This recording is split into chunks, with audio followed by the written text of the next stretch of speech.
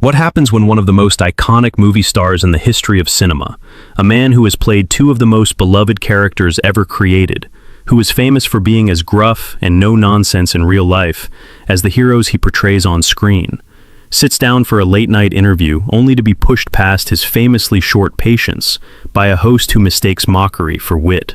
What you're about to witness is one of the most uncomfortable confrontations ever captured on late-night television. The moment when Harrison Ford, the man who made Han Solo and Indiana Jones into cultural legends, reminded the world that the steely intensity he brings to his roles isn't just acting.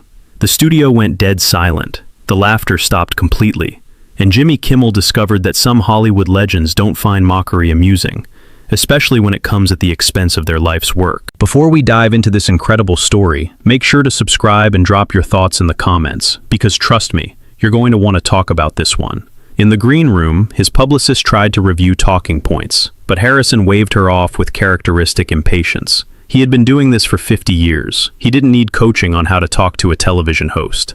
What he needed was for the interview to be over as quickly as possible, so he could get back to his ranch in Wyoming, far from the Hollywood machine he had always held at arm's length.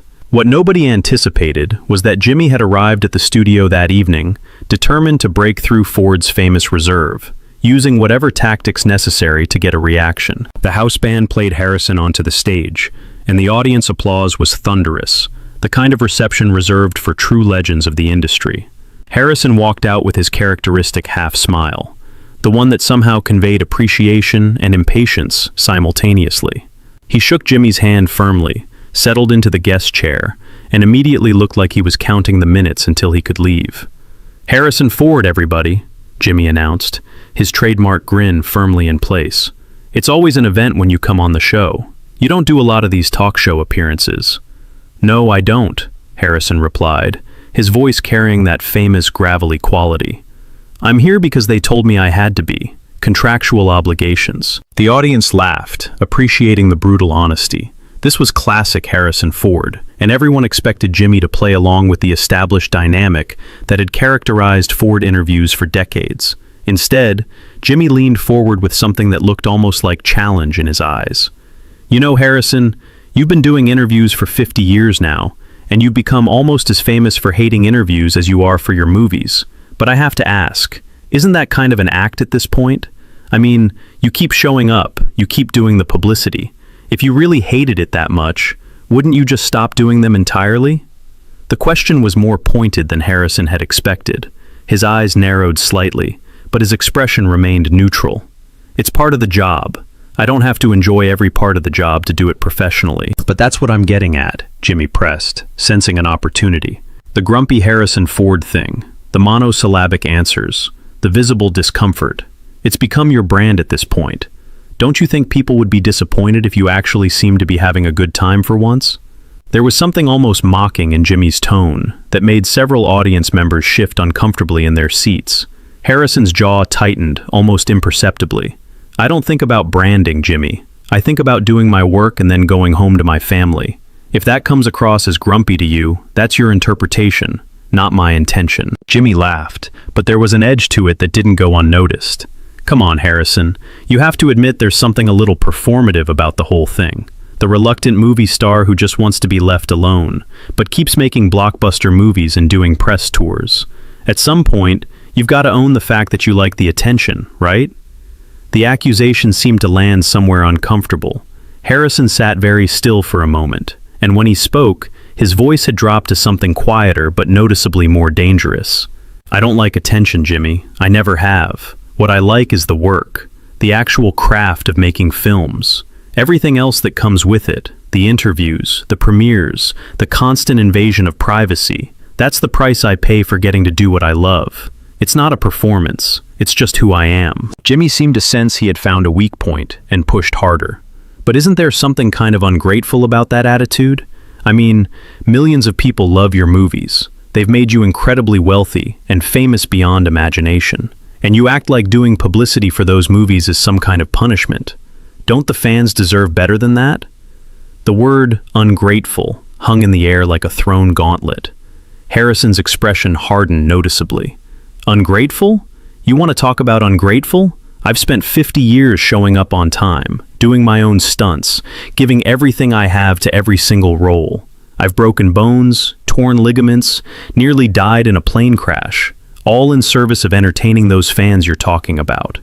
And you think sitting here being uncomfortable in an interview makes me ungrateful? The mention of the plane crash seemed to give Jimmy an opening he was looking for.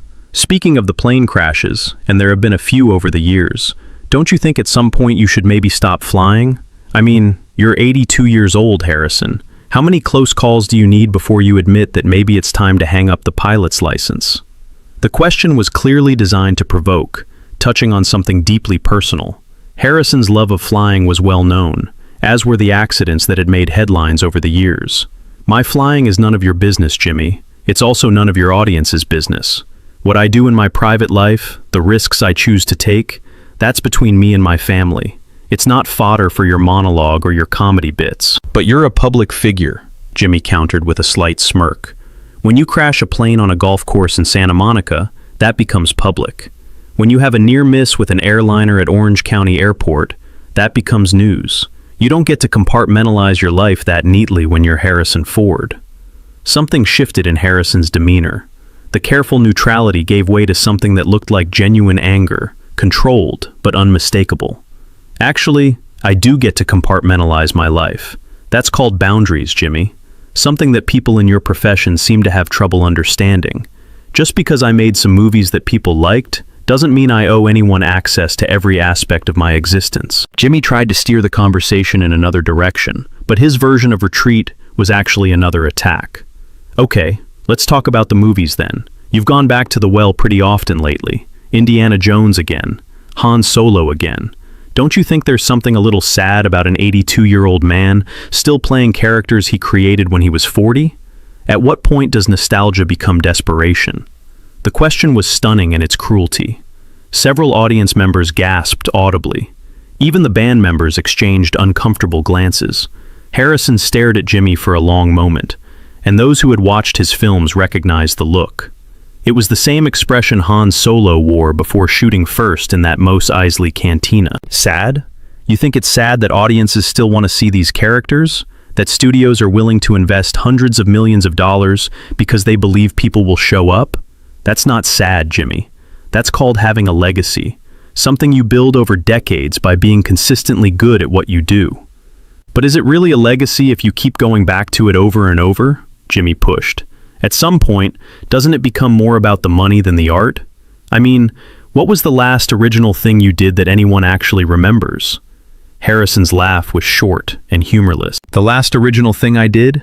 I've done dozens of films outside of those franchises. Witness, The Fugitive, Air Force One, What Lies Beneath, The Mosquito Coast, Presumed Innocent. I've worked with every major director of my generation. I've played presidents and cops and lawyers and ordinary men in extraordinary circumstances. But that's not what you want to talk about, is it? You just want to reduce 50 years of work to 2 characters, because that's an easier story to tell. He leaned forward, his presence suddenly dominating the space between them. Let me tell you something about those characters, Jimmy. When I first played Han Solo, I was a carpenter. I was making cabinets for George Lucas's office, and I got cast almost by accident. I had no idea that character would change my entire life. And when I put on that vest again 40 years later, it wasn't about money. It was about honoring something that meant something to millions of people around the world, including me. Jimmy tried to interject. But surely you can see how it looks from the outside.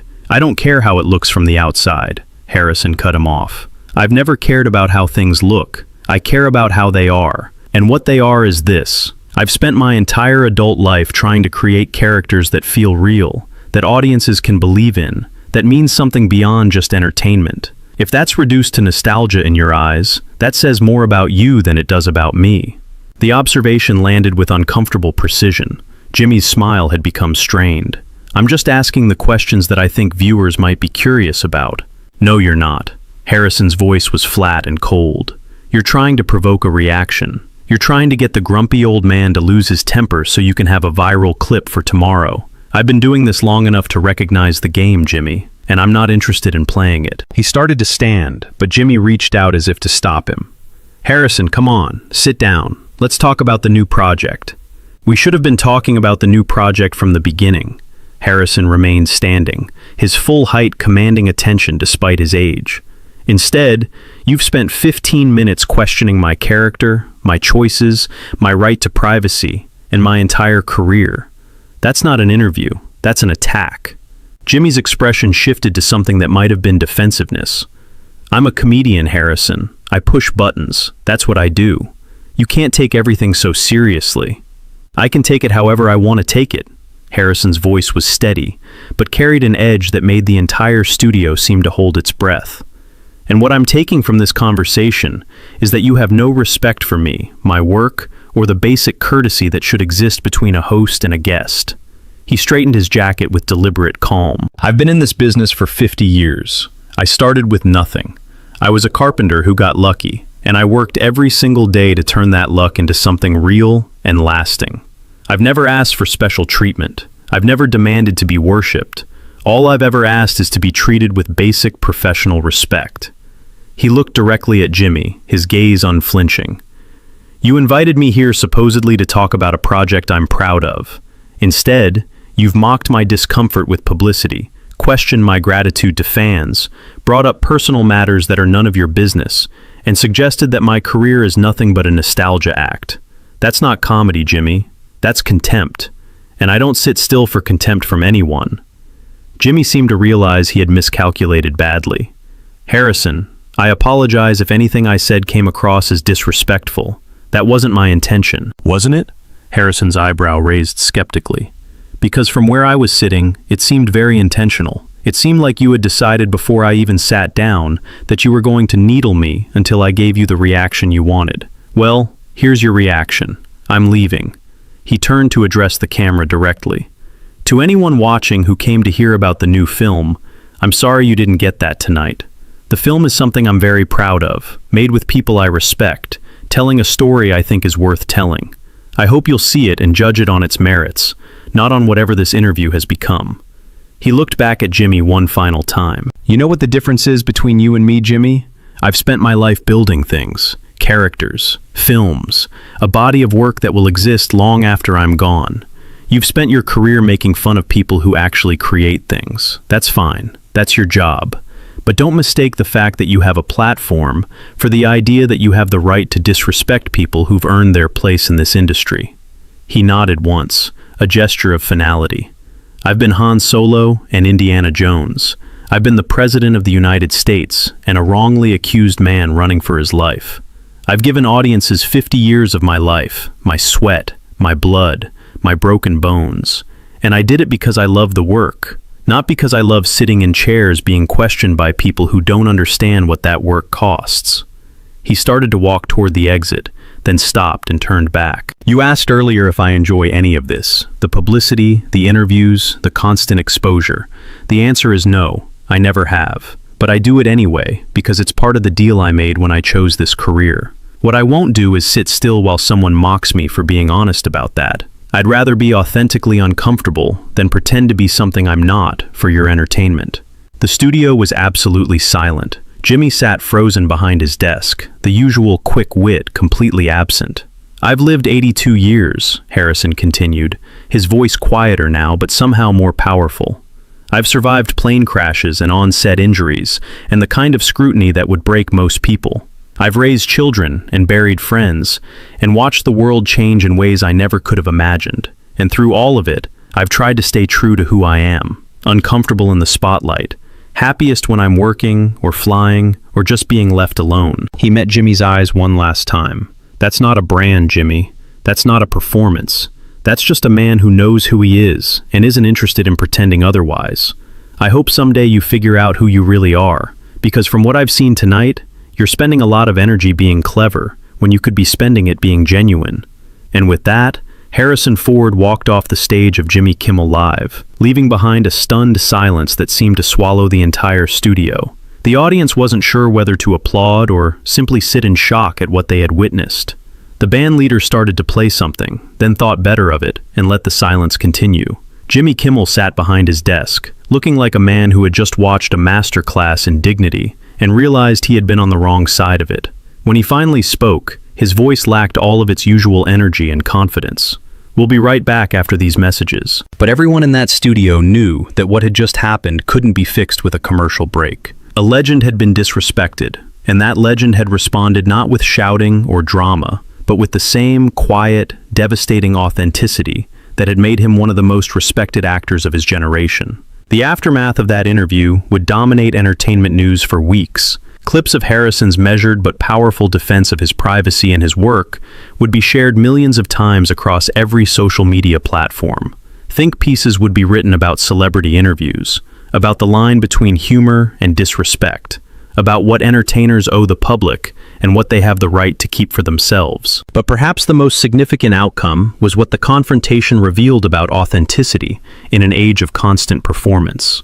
Harrison Ford had spent 50 years being exactly who he was, uncomfortable with fame, but committed to his craft, private, but not pretentious, gruff, but genuine. And when challenged on that authenticity by someone who mistook it for an act, he had simply demonstrated that some people really are who they appear to be, and that genuine character is worth more than all the clever quips in the world. What do you think about this incredible confrontation? Was Jimmy Kimmel out of line, or was he just doing his job? Drop your thoughts in the comments below, and make sure to subscribe for more stories that will absolutely leave you speechless.